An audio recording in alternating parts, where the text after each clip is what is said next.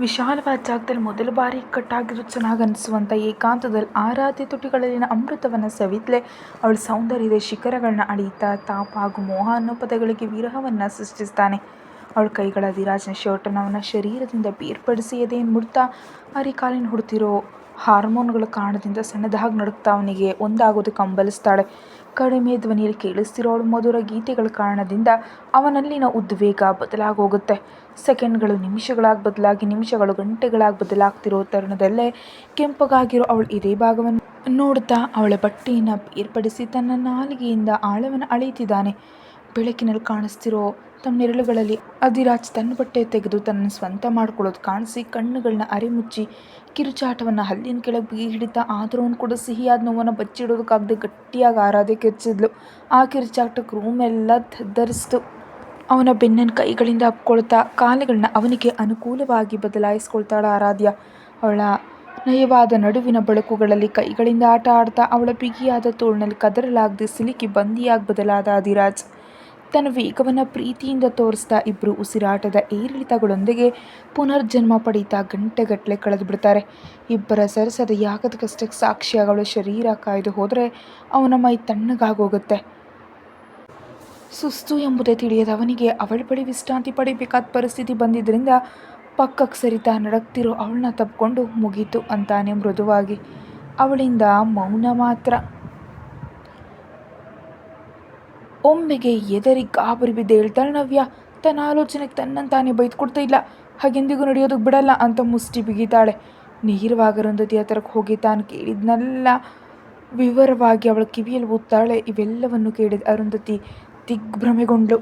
ಮಗ ಹೇಗಿದ್ದಾನೆ ಅಂತ ಗಾಬರಿ ಆಗೋದ್ಲು. ಇಷ್ಟು ದೊಡ್ಡ ವಿಷಯವನ್ನು ತನ್ನ ಬಳಿ ಮುಚ್ಚಿಟ್ಟದ ಕೋಪ ಬಂತು.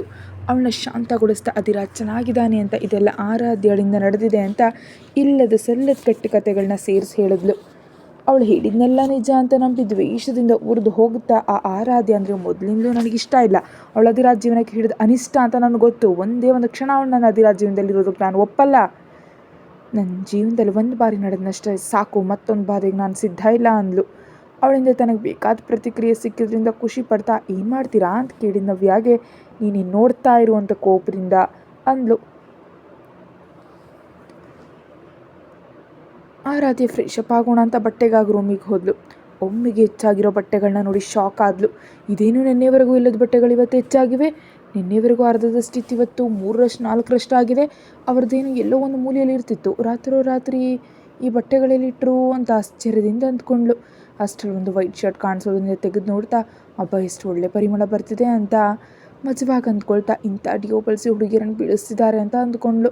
ಇಷ್ಟರಲ್ಲಿ ತಲೆಯಲ್ಲಿ ಒಂದು ತುಂಟ ಆಲೋಚನೆ ಬಂದಿದ್ದರಿಂದ ತಕ್ಷಣ ಆ ಶರ್ಟ್ ಧರಿಸಿ ಕಣ್ಣೆಳಿಯನ್ನು ನೋಡ್ಕೊಂಡು ಆರಾಧ್ಯ ಅಬ್ಬ ಇದೊಂದೇನು ಹಾಕ್ಕೊಂಡ್ರೆ ಟಾರ್ಜನ್ ಬಟ್ಟೆ ಹಾಕ್ಕೊಂಡು ಪುಟ್ಟು ಮೊಲದ ಹಾಗಿದ್ದೀನಿ, ಇನ್ನು ಪ್ಯಾಂಟ್ ಕೂಡ ಹಾಕ್ಕೊಂಡ್ರೆ ಹೇಗಿರ್ತೀನಿ ಅಂತ ಆಲೋಚಿಸ್ತಾ ಅತ್ತಿತ್ತ ತಿರುಗ್ತಿದ್ದ ಅವಳಿಗೇನೋ ಅಡ್ಡ ಬರಲಾಗಿ ಗಬಕ್ಕನ ಕಾಲಿಗೆ ಒಂದು ಕಲ್ ತಗಲ್ತು. ಸತ್ತೆ ಯಪ್ಪ, ಕಾಲು ಮುರಿದು ಹೋಯಿತು. ಆದರೂ ನನ್ನ ಕೊಂಡೊಳಗೆ ಇಷ್ಟು ದೊಡ್ಡ ಬಂಡೆ ಹೇಗೆ ಬಂತು ಹೇಳಿ ಅಂದ್ಕೊಳ್ತಾ ತಲೆ ಎತ್ತಿದ ಆರಾಧ್ಯಾಗೆ ತನ್ನ ಕಡೆ ಒಂಥರ ವಿಚಿತ್ರವಾಗಿ ನೋಡ್ದ ಕಾಣಿಸ್ತಾ ಅಧಿರಾಜ್ ಅವನನ್ನು ನೋಡಿ ತಡಬಡಾಯಿಸ್ತಾ ಯಾವಾಗ ಬಂದ್ರಿ ಅಂತ ಕೇಳಿದ್ಲು ಆರಾಧ್ಯ. ನೀನು ನನ್ನ ಪ್ಯಾಂಟ್ ನೋಡ್ತಿರುವಾಗಲೇ ಬಂದೆ, ಅಷ್ಟೊಂದು ಇಷ್ಟ ಆದರೆ ನೇರವಾಗಿ ನನ್ನನ್ನೇ ನೋಡ್ಬೋದಲ್ವಾ, ಬಲೆ ಇದೆಯಾ ನೀನು ಅಂದ ಗಡುಸಾದ ಧ್ವನಿಯಲ್ಲಿ ಅವಳನ್ನೇ ತೀವ್ರವಾಗಿ ನೋಡ್ತಾ.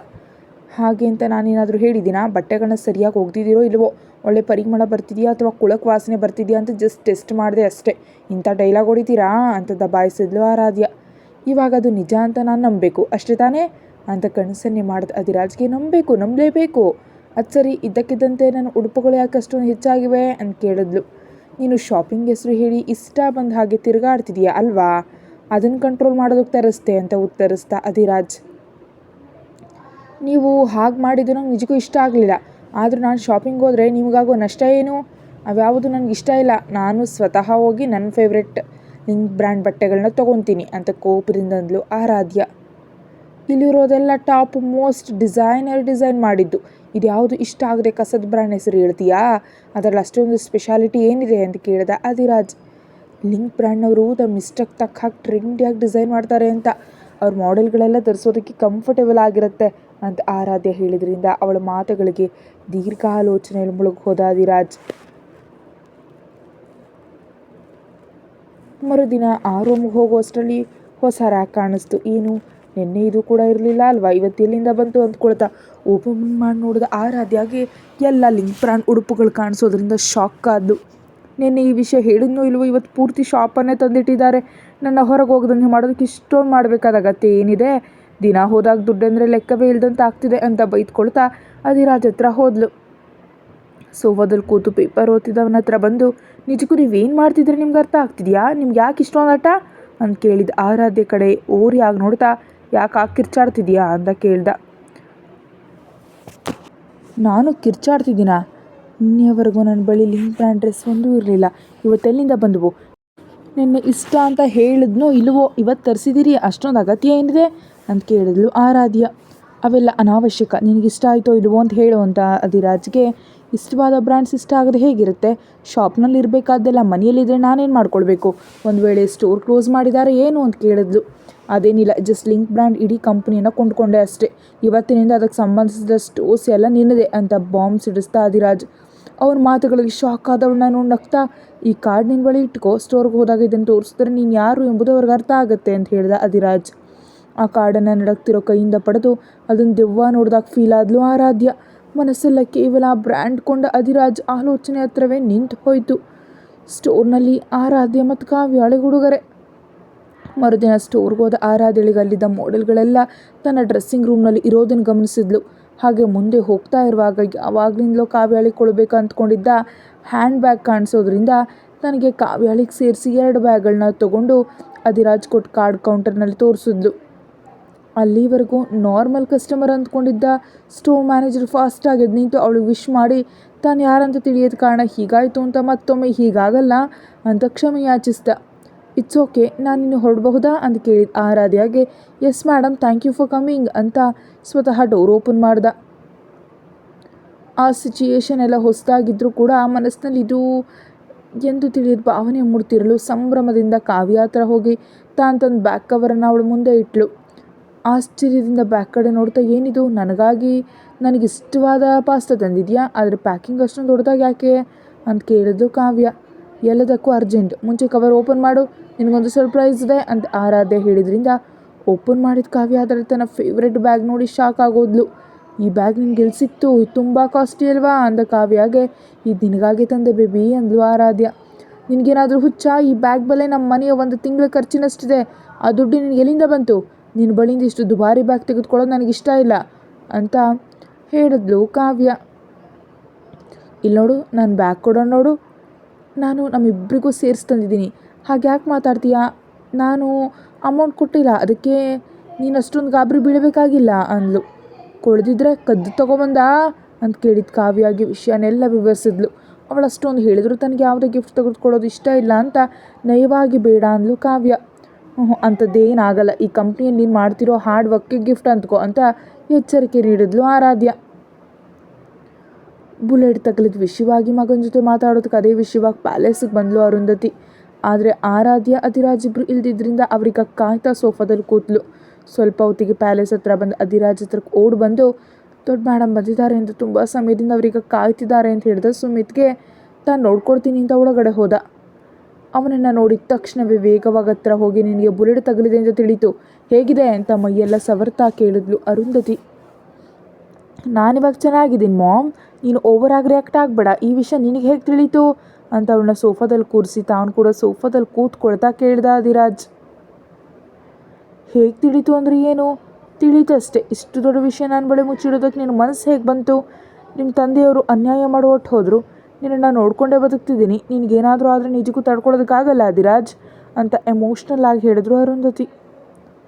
ಅದು ಅಷ್ಟೊಂದು ದೊಡ್ಡ ವಿಷಯ ಅಲ್ಲ ಮಾಮ್, ಸಣ್ಣದಾಗಿ ನಿನ್ನ ಗಾಬರಿ ಪಡಿಸೋದು ಯಾಕೆ ಅಂತ ಹೇಳಿಲ್ಲ, ಚಿಂತೆ ಬೇಡ ಅಂತ ಸಮಾಧಾನ ಪಡಿಸೋ ಪ್ರಯತ್ನ ಮಾಡ್ದ. ಇಷ್ಟು ದೊಡ್ಡ ವಿಷಯ ನಡೆದ್ರೆ ಅಷ್ಟೊಂದು ನಿರ್ಲಕ್ಷ್ಯನ ನಿನಗೆ? ಇದೆಲ್ಲ ಆರಾಧ್ಯನಿಂದ ತಾನೇ ಅಂತ ಕೋಪದಿಂದ ಅಂದ್ಲು ಅರುಂಧತಿ. ಟಾಪಿಕ್ ಎಲ್ಲಿಂದ ಎಲ್ಲಿ ಕರ್ಕೊಂಡು ಹೋಗ್ತಾ ಇದೆಯಾ ಮಾಮ್? ಇದಕ್ಕೆ ಆರಾಧ್ಯಳಿಗೆ ಯಾವುದೇ ಸಂಬಂಧನೇ ಇಲ್ಲ, ಅನಾವಶ್ಯಕವಾಗಿ ಏನೇನೋ ಊಹಿಸ್ಕೊಂಡು ಮನಸ್ಸು ಹಾಳು ಮಾಡ್ಕೊಳ್ಬೇಡ ಅಂತಂದ ಅಧಿರಾಜ್. ಇದಕ್ಕೆ ನಾನು ನಿಜಕ್ಕೂ ಒಪ್ಪಲ್ಲ, ಅವಳ ಮದುವೆ ಆದಾಗಿನಿಂದ ನಿನಗೆ ದಿನ ಏನೋ ಒಂದು ನಡೀತಿದೆ, ಯಾವಾಗಲೂ ಇಂಥ ಟೆನ್ಷನ್ಗಳೇ ಬರ್ತಿದೆ, ನಿಜಕ್ಕೂ ನೀನು ಈ ಮದುವೆಯಿಂದ ಸಂತೋಷವಾಗಿದೆಯಾ ಅಂತ ಕೇಳಿದ್ಲು ಅರುಂಧತಿ. ಅದೇ ಸಮಯದಲ್ಲಿ ಪ್ಯಾಲೇಸಿಗೆ ಬಂದು ಆರಾಧ್ಯಾಗ ಹೊರಗೆ ಇವರ ಮಾತುಗಳು ಕೇಳಿಸೋದ್ರಿಂದ ಮತ್ತು ಯಾರನ್ನೋ ಕರ್ಕೊಂಡು ಬಂದಿದ್ದಾನೆ ಅಂತ ಭ್ರಮಿಸಿ ಒಳಗಡೆ ಬಂದಳು. ಅಧಿರಾಜ್ ಜೊತೆ ಮಾತಾಡ್ತಿದ್ದ ಅರುಂಧತಿಯನ್ನು ನೋಡಿ ಇವರನ್ನ ಈ ಮುಂಚೆ ಎಲ್ಲೋ ನೋಡಿದ್ದೀನಿ ಅಂತ ಆಲೋಚಿಸ್ತಾ ಅವಳ ಮುಂದೆ ಬಂದು ನಿಂತಳು ಆರಾಧ್ಯ. ಅವಳನ್ನ ಅಲ್ಲಿ ಊಹಿಸಿದ ಅಧಿರಾಜ್ ಅವ್ರ ಚರ್ಚೆಯನ್ನೆಲ್ಲ ಕೇಳಿಸ್ಕೊಂಡಿದ್ದಾಳೋ ಏನೋ ಅಂತ ಗಾಬರಿ ಬಿದ್ದುಬಿಟ್ಟ. ಅಷ್ಟರಲ್ಲಿ ಆಗಲೇ ಮರ್ತು ಬಿಟ್ಟಿಯಾ, ಸೂಪರ್ ಮಾರ್ಕೆಟ್ನಲ್ಲಿ ಚೇರ್ ಕೊಡೋದಕ್ಕೆ ಲೆಕ್ಚರ್ ಕೊಟ್ಟೆ ಅಲ್ವಾ, ನೆನಪಿಲ್ವಾ ಅಂತ ವ್ಯಂಗ್ಯವಾಗಿ ಕೇಳಿದ್ದು ಅರುಂಧತಿ. ಹೇ ಹಾಯ್, ನೆನಪಾಯಿತು, ಹೌದು ಇಲ್ಲಿಗೆ ಯಾಕೆ ಬಂದಿದ್ದೀರಾ ನೀವು ಅಂತ ಕೇಳಿದ್ಲು ಆರಾಧ್ಯ. ವೆಯ್ಟ್ ಮಾಡಿದ್ರೆ ತಿಳಿಯುತ್ತೆ ಅಂದ್ಲು ಅರುಂಧತಿ. ಅಷ್ಟರಲ್ಲಿ ಒಳಗಡೆ ಹೋಗ ಆರಾಧ್ಯ ಅಂತ ಹೇಳ್ತಿದ್ದ ಮಗನ್ನ ತಡೆದು ಮುಸುಕಿನಲ್ಲಿ ಗುದ್ದಾಟ ಅನಾವಶ್ಯಕ, ನಾನು ಬಂದು ವಿಷಯ ಹೇಳ್ತಿದ್ದೀನಿ, ನೀವಿಬ್ಬರು ಆದಷ್ಟು ಬೇಗ ಡಿವೋರ್ಸ್ ತೊಗೊಳ್ಬೇಕು ಅಂತ ಹೇಳಿದ್ಲು ಅರುಂಧತಿ. ಆ ಮಾತಿಗೆ ಆರಾಧ್ಯ ಶಾಕ್ ಆದರೆ ಅಧಿರಾಜ್ ಮುಖ ಕೋಪದಿಂದ ಕೆಂಪಾಯಿತು. ಮಾತಿನಲ್ಲೇ ಉತ್ತರ ಹೇಳಬೇಕನ್ನೋ ಆಗ ಅವಳು ನೋಡ್ತಿರುವಾಗಲೇ ಹೆಂಡತಿ ಅಂತನ ಪಕ್ಕದಲ್ಲಿ ಕೂರಿಸ್ಕೊಂಡು ತಾಯಿ ಕಡೆ ಕೋಪದಿಂದ ನೋಡ್ದ. ಆರಾಧ್ಯ ಕೂಡ ಅವಳಿಗೆ ಯಾರಂತ ತಿಳಿದಿದ್ರು ಡಿವೋರ್ಸ್ ಕೊಡೋದಕ್ಕೆ ಹೇಳಿದ್ದಾಳೆ ಎಂಬ ಕೋಪದಿಂದ ಅಧಿರಾಜ್ ಕೈಯನ್ನು ಗಟ್ಟಿಯಾಗಿ ಇಟ್ಕೊಂಡು ಹೆಗಲ ಮೇಲೆ ತಲೆ ಇಟ್ಟು ಅರುಂಧತಿ ಕಡೆ ಕೋಪದಿಂದ ನೋಡಿದ್ದು. ಅವಳು ಮಾಡಿದ ಕೆಲಸಕ್ಕೆ ಸಣ್ಣದಾಗಿ ನಗ್ತಾ ಹೆಗಲ ಸುತ್ತ ಕೈ ಹಾಕಿ, ಬೇಬಿ ಇವರು ನಿಮ್ಮ ಅತ್ತೆಯವರು ಅರುಂಧತಿಯವರು, ನಮಸ್ಕಾರ ಮಾಡು ಅಂತ ಮೆಲ್ಲಗೆ ಹೇಳ್ದ ಅಧಿರಾಜ್. ಏನೋ ಅತ್ತೆಯವರ, ಮತ್ತು ಈ ವಿಷಯ ನನಗೆ ಇಷ್ಟವರೆಗೂ ಯಾಕೆ ಹೇಳಲಿಲ್ಲ ಅಂತ ವೇಗವಾಗಿ ಹೋಗೋವಳಿಗೆ ಕಾಲಿಗೆ ಬಿದ್ದಲು ಆರಾಧ್ಯ. ಅವಳ ರಿಯಾಕ್ಷನ್ಗೆ ಅಧಿರಾಜ್ ಸಣ್ಣದಾಗಿ ನಗ್ತಿದ್ರೆ ಅರುಂಧತಿ ಮಾತ್ರ ಕೋಪದಿಂದ ಉರಿದು ಹೋಗುತ್ತಾ, ನೀನು ನನ್ನ ಮಗನಿಗೆ ಹೆಂಡತಿ ಆಗ್ಬೋದೇನೋ, ನನಗೆ ಎಂದಿಗೂ ಸೊಸೆ ಆಗೋದು ಸಾಧ್ಯ ಇಲ್ಲ ಸ್ಪಷ್ಟವಾಗಿ ಹೇಳಿದ್ಲು.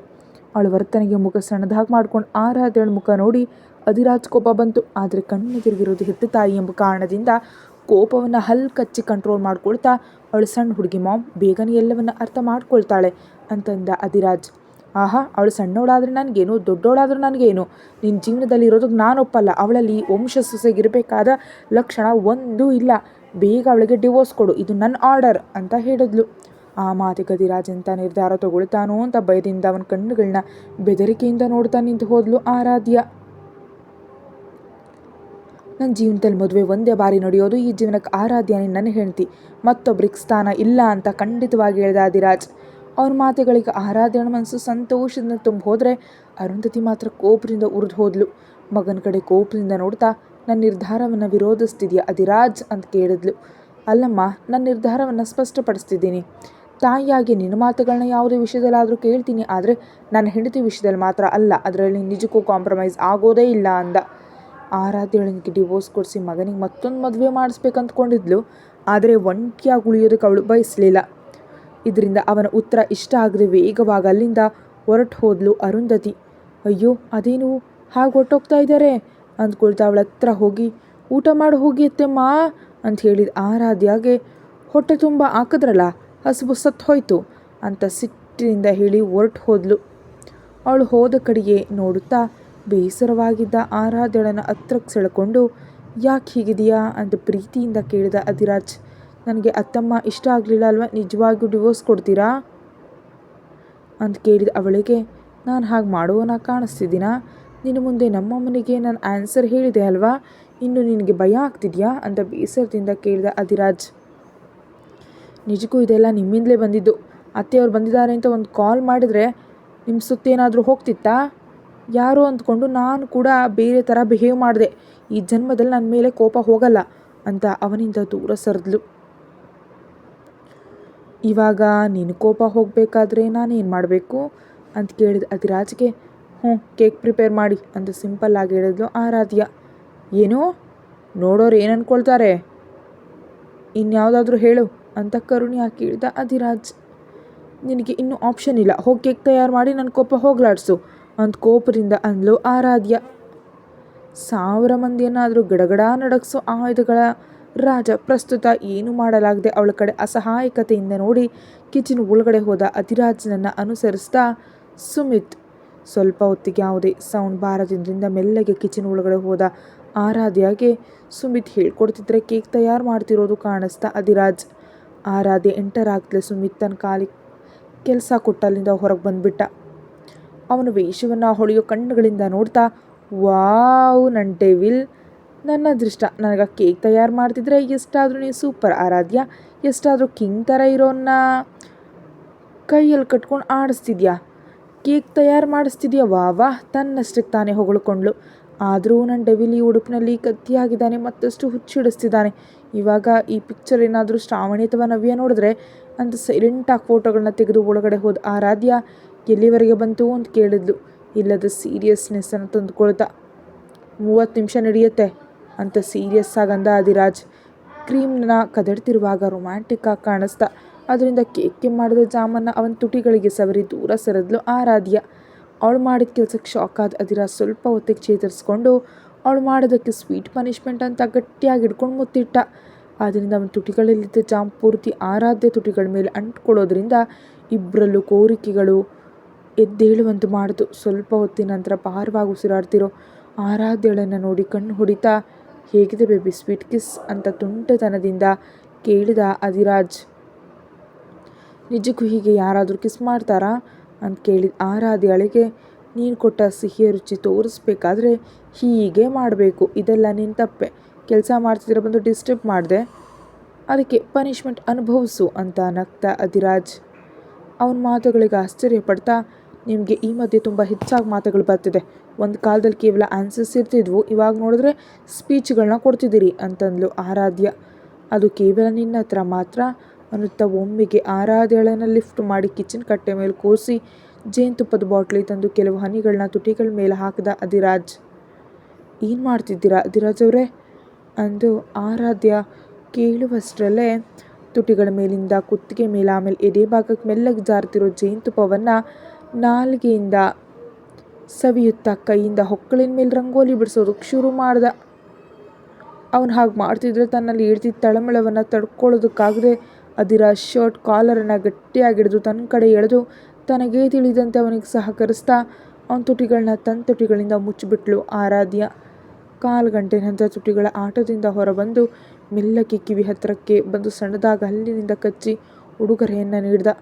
ಅವನು ಮಾಡೋ ಮಾಯಿಗೆ ಅವರಿಬ್ಬರು ಎಲ್ಲಿದ್ದಾರೋ ಎಂಬ ಪರಿಸರವನ್ನು ಕೂಡ ಸ್ವಲ್ಪ ಹೊತ್ತು ಮರೆತು ಹೋದರು. ಆಮೇಲೆ ಅವಳು ಶರೀರದಲ್ಲಿರೋ ಮುಖ್ಯವಾದ ಭಾಗಗಳ ಮೇಲೂ ಜೇನುತುಪ್ಪದ ಹನಿಗಳನ್ನ ಹಾಕಿ ಮೆಲ್ಲಗೆ ನಾಲಿಗೆಯಿಂದ ಸವೆತಿದ್ರೆ ಮೈಯೆಲ್ಲ ಕರೆಂಟ್ ಶಾಕ್ ಹೊಡೆದಾಗಾಯಿತು. ತನ್ನ ಶರೀರದೊಂದಿಗೆ ಅಧಿರಾಜ್ ಆಡ್ತಿರೋ ಆಟಗಳನ್ನ ತಡ್ಕೊಳ್ಳೋದಕ್ಕಾಗದೆ ಹಿಂದಕ್ಕೆ ತಳ್ಳಿ ವೇಗವಾಗಿ ರೂಮಿಗೆ ಹೋದ ಆರಾಧ್ಯ. ಆವೇಶದಿಂದ ಎದೆ ಉಬ್ಬುತ್ತಿರಲು ಮೈಯೊಳಗಿನ ಶಾಖವನ್ನು ಕಡಿಮೆ ಮಾಡಿಕೊಳ್ಳಲು ವಾಶ್ರೂಮ್ ಒಳಗಡೆ ಹೋಗಿ ಶವರ್ ಕೆಳಗೆ ನಿಂತಲು ಆರಾಧ್ಯ. ವಾಸ್ತವಕ್ಕೆ ಬಂದ ಅಧಿರಾಜ್ ಕಿಚನ್ನಲ್ಲಿದ್ದ ಅಧಿರಾಜ್ ಪರಿಸ್ಥಿತಿ ಏನು ಅದಕ್ಕಿಂತ ಏನು ಭಿನ್ನ ಇರಲಿಲ್ಲ. ಶುರು ಮಾಡಿದ ಆಟ ಅವನನ್ನು ಪೂರ್ತಿಯಾಗಿ ಹತೋಟಿ ತಪ್ಪುವಂತೆ ಮಾಡಿತು.